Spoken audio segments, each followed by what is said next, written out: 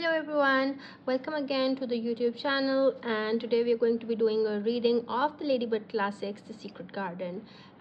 So let's get started.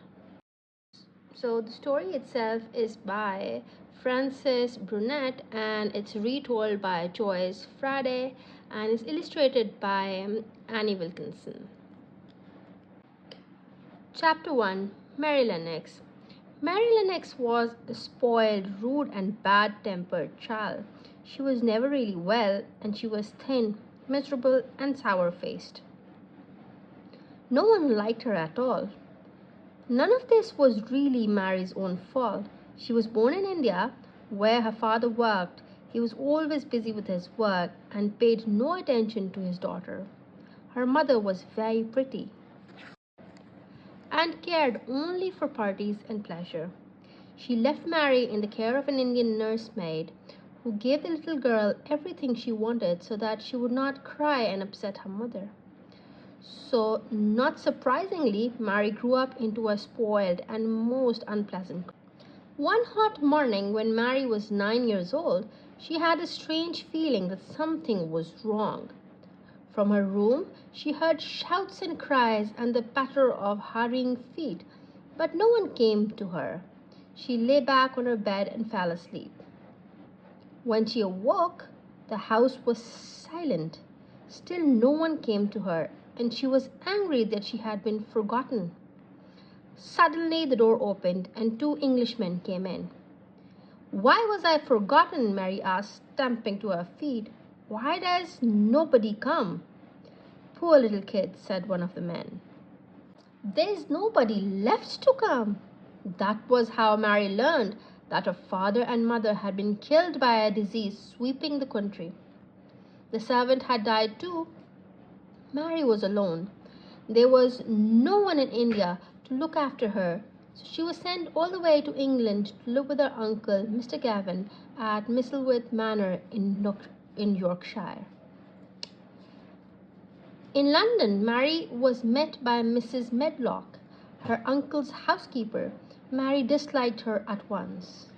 But then Mary disliked everyone. Mrs. Medlock thought Mary was a plain, rude child, and she was quite right. As they travelled north, she told Mary about the house. It sounded very grand and gloomy and stood on the edge of a moor. "There'll be nothing for you to do, and your uncle won't bother with you," said Mrs. Medlock. "He's got a crooked back. He was a sour young man until he married. His wife was very pretty, and he worshipped her. When he died, it made him more strange than ever. He's away most of the time, so you'll have to look after yourself." It was dark when they got out of the train. A carriage took them to the house. Mary could see nothing outside in the rainy blackness. "What's the moor like?" she asked. "It's just miles and miles of wild land," replies Mrs. Medlock. "Nothing grows there but gorse and heather, and nothing lives on it but wild ponies and sheep." At last the carriage stopped in a courtyard. A butler opened a huge oak door. "You're here to take her to her room," he said to Mrs. Medlock. "The master is going to London tomorrow and he doesn't want to see her." Mary followed Miss Medlock upstairs and through many corridors to a room with a fire burning and supper on the table. "This is where you'll live," Mrs. Medlock told Mary. "Just see you stay here and don't go poking around the rest of the house." This was Mary's welcome to Misselthwaite Manor. It made her feel cross and unwanted and lonely. Chapter 2. The Gardens. The next morning, Mary awakened to find the housemaid lighting her fire. She was called Martha, and she chatted as she worked. Mary was not used to friendly servants. In India, she had never said please or thank you, and once had slapped her nurse's face when she was angry. Somehow she knew that she must not. treat Martha this way?"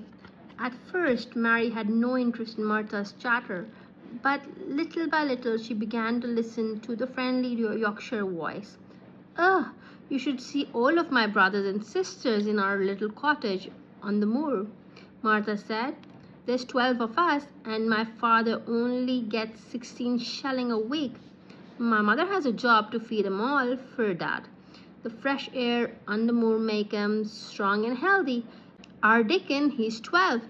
He's always out on the moor. He's good with animals. He's tamed a wild pony." When Martha left, Mary went out to play. "Go and look at the gardens," Martha had said. "There's not much growing now, but it's lovely in summer." She had stopped for a second and then said softly, "One garden has been shut up for 10 years, ever since Mrs. Cavan died. Mr. Cavan locked the room and buried the key. He hates that garden." "Why," said Ben gently, "tha said like a real child instead of a sharp old woman. It was nearly like Dickon when he talks to the wild things on the moor." The robin flew over the wall. "There must be a door to that garden," Mary said with determination. "Well, there's none to be found now," snapped Ben. "Don't go poking your nose in places where you don't belong." And he walked off without saying goodbye. Chapter 3. Robin Shows the Way. Mary spent most days out of doors. The cold wind brought a pink glow on her cheeks, and each evening she ate a good meal. After supper, she liked to sit by the fire and talk to Martha. "Why did Mr. Cavan hate the locked garden?" Mary asked one evening. "It was Mrs. Cavan's garden. She loved it," Martha said. "She was sitting on the branch of a tree when it broke, and she fell. She was so hurt she died. That's why he hates it. He won't let anyone talk about it." Mary had never felt sorry for anyone before, but now she understood how very unhappy Mr. Cavan must be. The wind blew across the moor and moaned and roared around the house. Martha called it wuthering. Mary listened, and through the wuthering she thought she heard a child crying. "No," Martha said when Mary asked. "It's only the wind or the scullery maid. She's been crying all day with toothache." And she quickly left the room. Next day the rain poured down. "On a day like this at home," said Martha, "we all try to keep busy indoors. Except Dickon. He goes out in all weathers. He brought home a fox cub that he found half drowned. He's got a crow too, called Soot." Left on her own, Mary decided to explore the house. She went down corridors and up and down stairs. In the stillness, she heard again the faint noise of a child crying. As she stopped to listen, at a door, another door opened, and out came Mrs. Medlock. "What are you doing here?" she demanded. "Get back to your room at once." Mary was angry. She knew that she had heard the crying and meant to find out what it was. The storm passed. "Wait until the sun shines on the golden gorse and the heather," said Martha. "I'd like to see your cottage on the moor and meet your mother," said Mary. "Thou would love my mother," Martha said. "She's kind and loving and hard-working. When it's my day out and I can go home to see her, I first jump for joy." "I'd like to see Dickon too," said Mary. "Yes, you'd like him," Martha said. "Everyone likes Dickon." "No one likes me," said Mary sadly. "Well, maybe that's because you don't like other people," said Martha, smiling. "I never thought of that," said Mary. Mary found Ben in the garden. "Spring coming," he said. "The plants are working under the soil. You'll soon see crocuses and daffodils." The robin flew over, and Mary followed him to the perch on the ivy-covered wall. He hopped down onto the soil, and as Mary came nearer, he pecked at the earth for a worm. Suddenly, in the soil, Mary saw a rusty key. Perhaps it's the key to the secret garden, she thought, slipping it into her pocket. After supper, Martha told Mary about her day at home. Mother has sent you a present to cheer you up. She brought out a skipping rope with striped handles and showed Mary how to skip.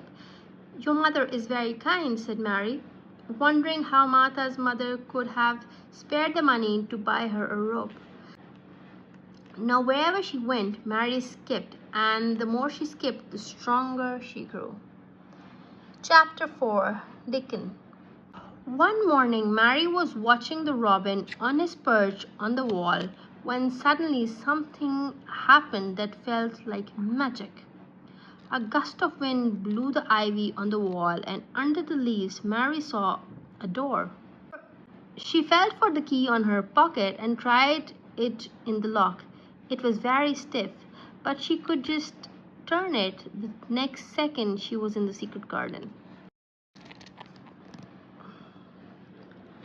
Mary's heart thumped as she looked around. It was overgrown and untidy, but she thought it was the loveliest place.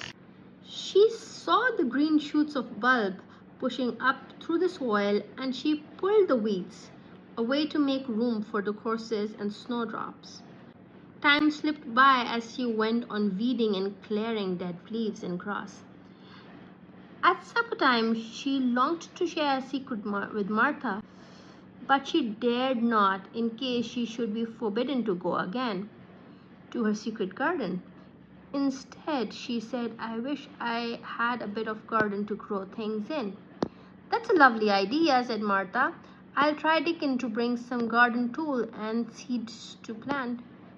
Mary worked with her hands in her secret garden every day. She was careful that Ben Weatherstaff never saw where she went. One day Ben said to her, This fresh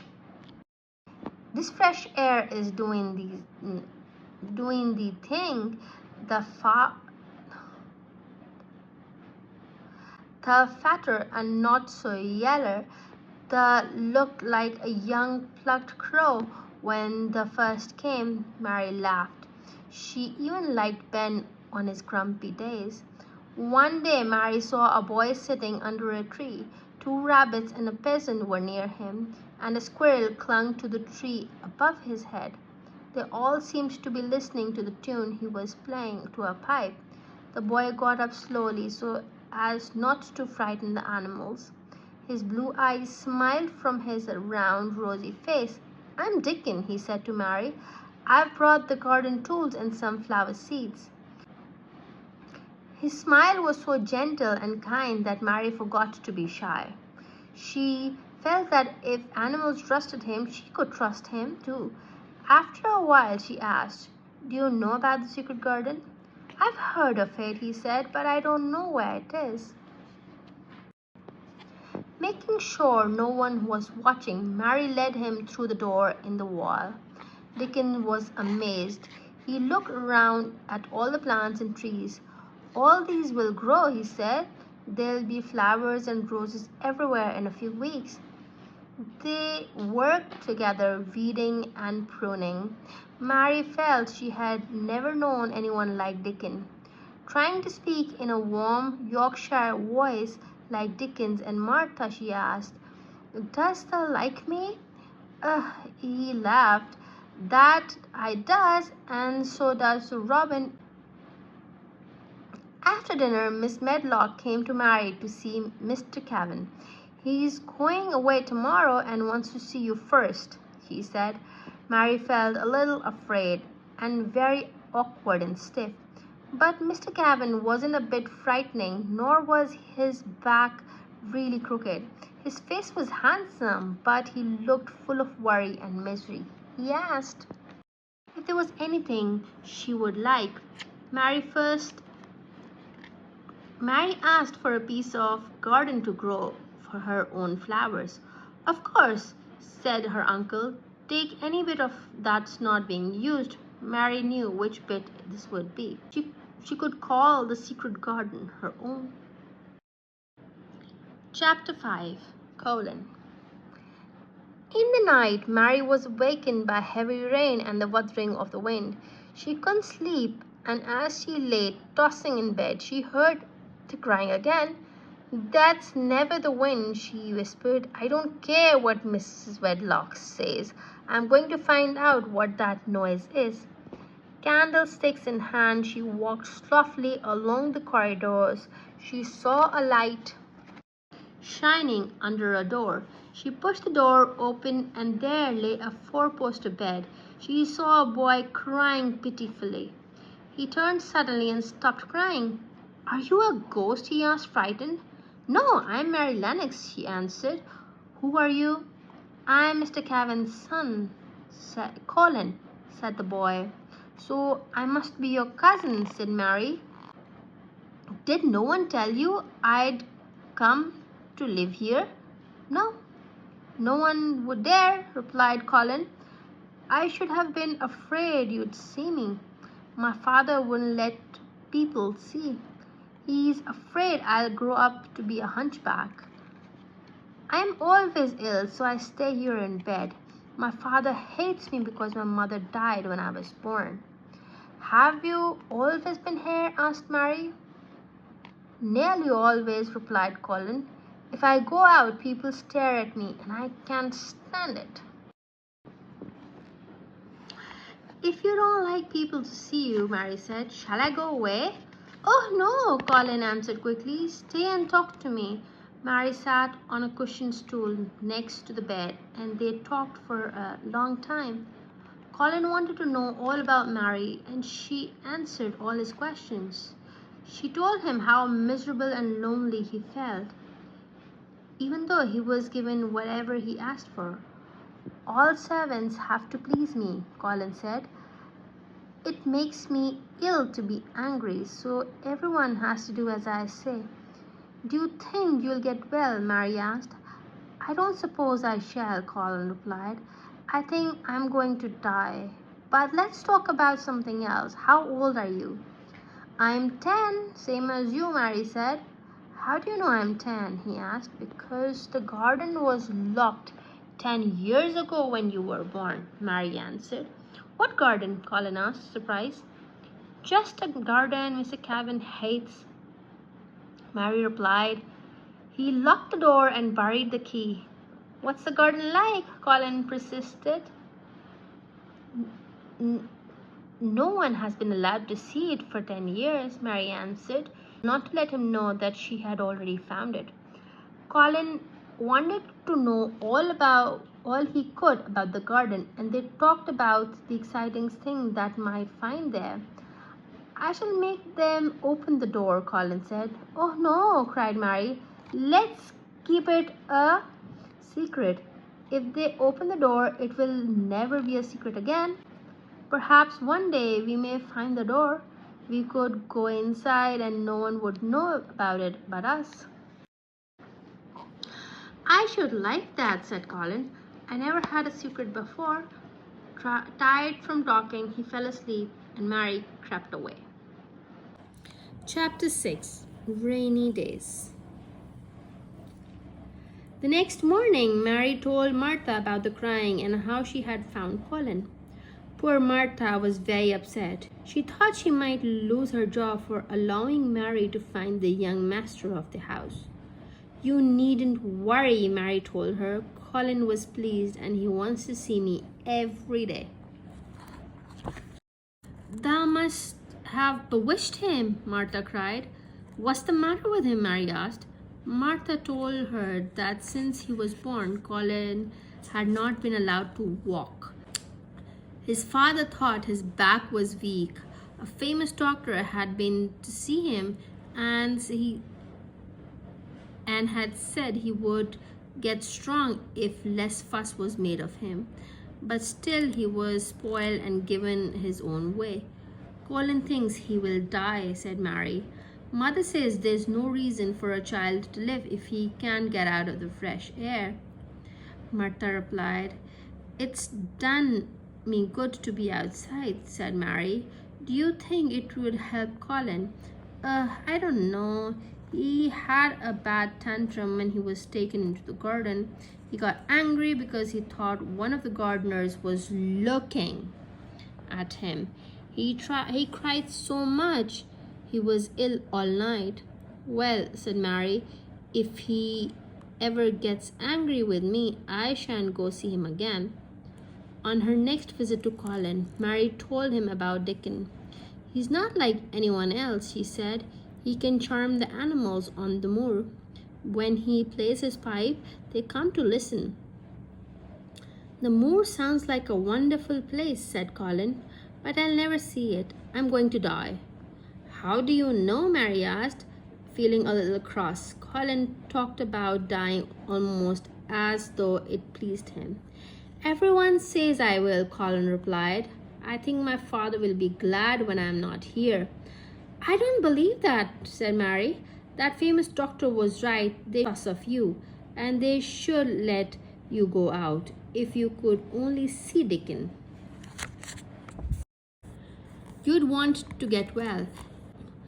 And she told him all about Dickon's family, who were so well and happy even though they were so poor. It rained for a week, so Mary could not visit the garden. Instead, she spent her days with Colin. They read and talked for the first time. Colin started to laugh. He often spoke of the garden and what might be in it. Mary longed to share her secret with him, but felt that she could not yet trust him. 7. The secret is told. After the rain, Mary awoke early one morning to find the sun streaming through the blinds. When she ran down to the secret garden, she found that Dickon was already there. I couldn't stay in bed on a morning like this, he cried. Look at the garden. The rain and the warmth had made all the new shoots push up through the earth. There were clumps of oranges and purple crocuses. Mary was breathless with happiness. The robin was building a nest. We mustn't watch too close, warned Dickens.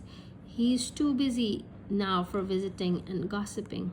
A whole week had passed since Mary had last seen Dickens. She told him about finding Colin. If we could get him out here, said Dickens, he'd forget about lumps growing on his back. We'd be just two lads and little lass looking on the springtime. It'd do him more good than doctor stuff. When Mary went in at the end of the day, Martha told her that Colin was angry because she had not been to see him.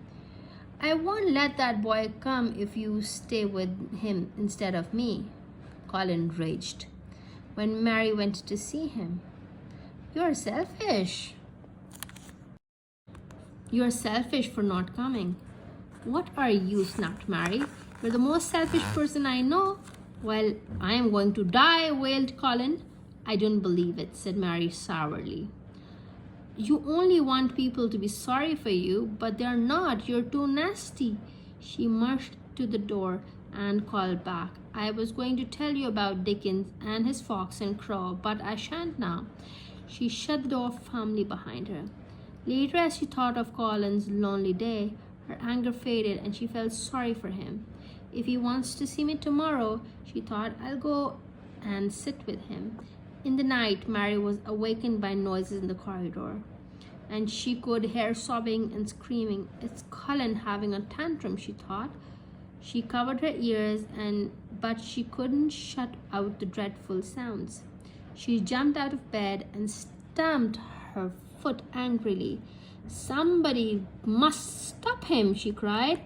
He deserves a beating for being so selfish. He's upsetting everyone in the house. She ran to Colin's room and shouted, Stop, I hate you. You'll scream yourself to death in a minute, and I wish you would. Colin looked dreadful. His face was swollen and he was gasping and choking, but Mary was too angry to care. If you scream again, I shall scream louder, she stormed. I can't stop, sobbed Colin. I felt a lump coming on my back. Turn over and let me look, Mary ordered. She looked carefully at the poor thin back. There's not a lump as big as a pin, she announced. Don't you ever talk about it again. Colin's sobbing slowly died, and Mary sat by his bed quietly, comforting him until he fell asleep. In the morning, Mary found Dickon in the garden with a squirrel, and she told him of Colin's sobbing in the night. We mun get him out here, poor lad. That we mun, said Mary, using the same Yorkshire words. Dickon laughed. The mun talk a bit of Yorkshire to Colin, she said. It'll make him laugh. And mother says laughing's good for ill folks. When Mary went to see Colin, she told him about Dickon and his squirrels, Nut in the shell. They laughed and talked for a long time. Then Colin said, I'm sorry that I said Dickens go away. I didn't mean it. He sounds like a wonderful boy. I'm glad you said that, said Mary, because he's coming to see you and he's bringing his animals. Colin cheered up. He looked so happy that Mary suddenly decided to take a chance. That's not all, she said. There's something better. I found the door to the garden. Colin was overjoyed. Then shall we go in and find out what's inside? He asked. Mary paused, then boldly told the truth. I've already been in it. That's why I could tell you so much about it. I didn't dare tell you my secret until I was sure I could trust you. Chapter 8. I shall live forever and ever. At breakfast, Colin announced to his nurse, a boy and some animals are coming to see me. Bring them straight up when they arrive. It wasn't long before Mary heard a bleating. That's Dickon's lamb, she cried. They're coming. Dickon came in smiling. He carried a lamb and his little fox trotted besides him. Nut the squirrel sat on the shoulder and Suit the crow on the other. His other squirrel's shell peeped out of a pocket. Colin stared in wonder. Dickon gently put the lamb in Colin's lap and gave him a bottle to feed it. They're all so busy and happy together.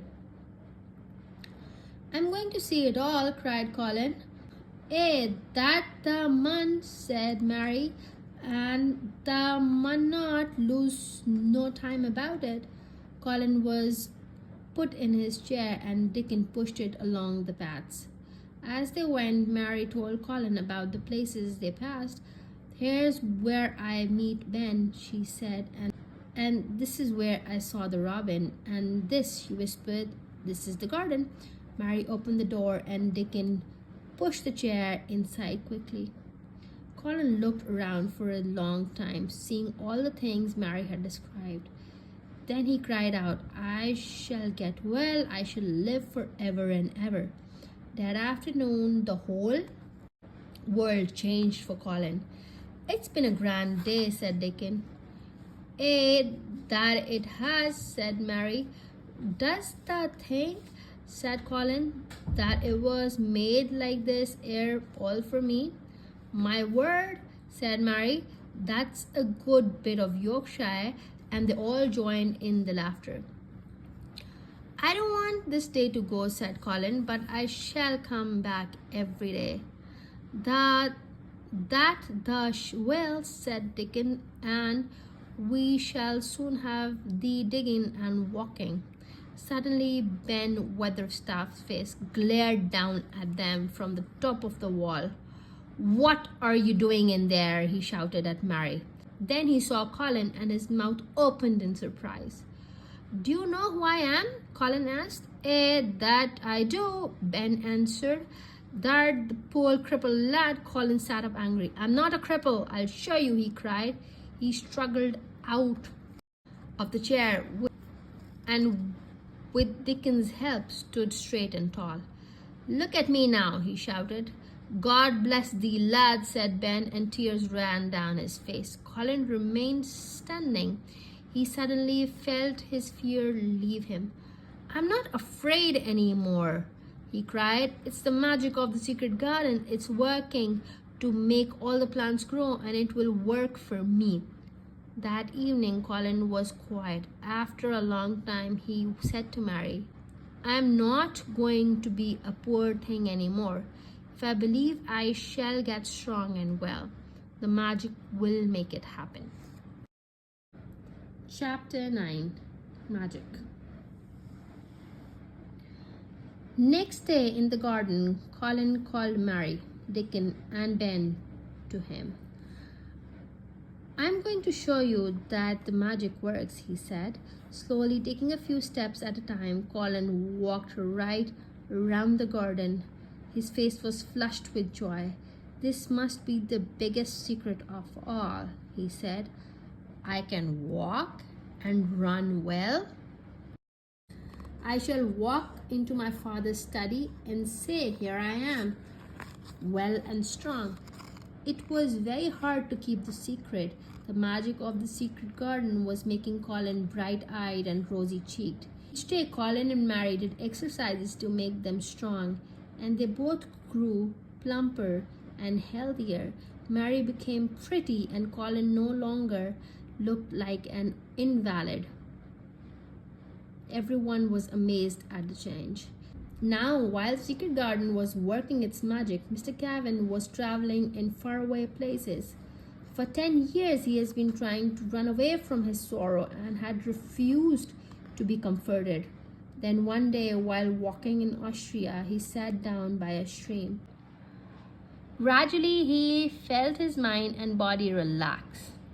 The peace of the place filled him. And from that moment, he felt healthier and happier. One night, he dreamt of his wife's garden at Misselthwaite Manor. The dream was so clear that he decided to return home at once. As soon as he arrived, he went to the garden. He walked slowly as all his sad memories came rushing back. As he stood by the door of the secret garden, wondering how to find the key, he heard laughter coming from the other side of the wall. Suddenly, the door burst open and a boy ran out, almost into his arms. He was a tall, handsome boy, and Mr. Cavan gazed at him, unable to speak. Colin stood still and covered his breath. Then he said, Father, I'm Colin, and you can't believe it, but it's true. He left his father into the garden and told him how the magic had made everything grow and had made him strong and well. Mr. Cavan had never heard such a wonderful story. He sat by Mary and Dickon and the animals and laughed as he had not done for years. He was so proud of his handsome, healthy son. Now, said Colin, it needn't be a secret anymore. I shall never need my chair again. I shall walk with you, Father. They stood up and walked towards the house. Mr. Cavan sighed, strong and straight as any lad in Yorkshire walked his son. Thank you everyone for joining us with the reading. These are some of the other books that are there, and we'll be going over them as well. So stay tuned.